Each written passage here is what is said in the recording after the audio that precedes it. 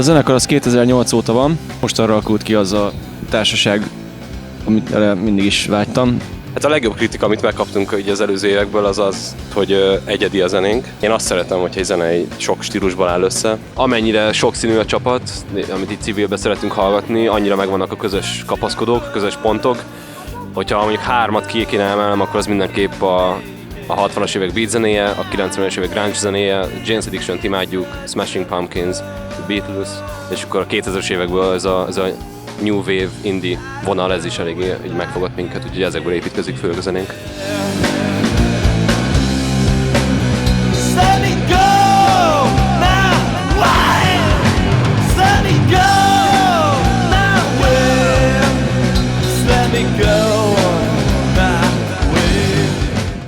A helyzet az, hogy Lőrinc alapította ezt a bandát, és mindig is ő volt az, aki írta a számokat.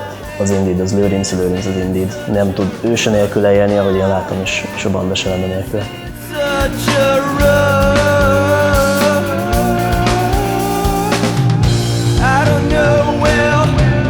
Petya fő erősségei: a zene iránti teljes alázat, az, hogy lehet rá számítani. Hát, ahogy elnéztem, a vádli az elég gyenge. Az a jó, hogy így a koncerteken így folyamatosan érezzük, hogy így mindig kicsit jobban együtt szólunk.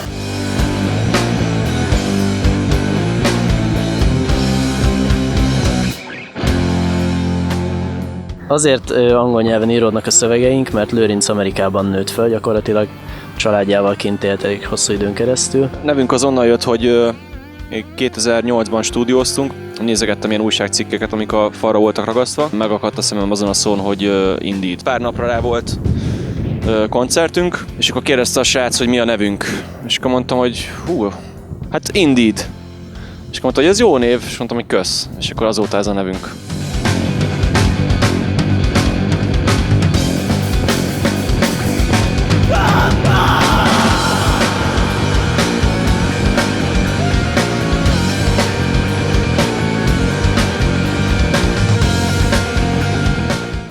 Gergő azért szuper, mert 3 onáért vízlabdázó, nagyon jó basszusgitáros, amennyire egy ilyen szétesett művész arcnak tűnik, nagyon megbízható és nagyon becsületes.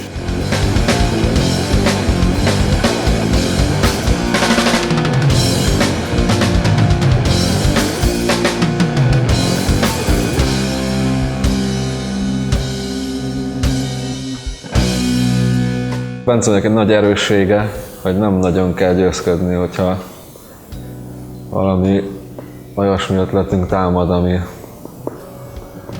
amitől mondjuk más ember egy kicsit tartana esetleg. Az a helyzet, hogy tudja magáról, hogy késik, de mégis azt mondja, hogy 10 perc múlva odaér, amikor ő is tudja, hogy fél órán belül nem érne. Jó a fantáziája, és oda tesz rendesen, nem kíméli a dobokat. Ritka az ilyen dobos, és még pontos is.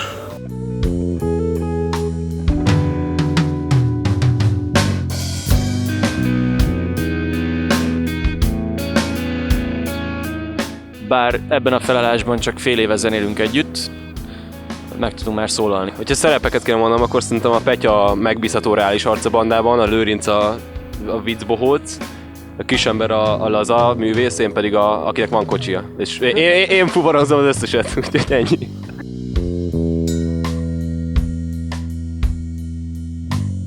Sok jó fellépésünk volt, amire szívesen emlékszünk, hogyha emlékszünk rá. Remélem, hogy ezt a lendületet meg tudjuk tartani nyáron is, mert most elég jól halad a banda az új tagokkal, elég jól összesültünk.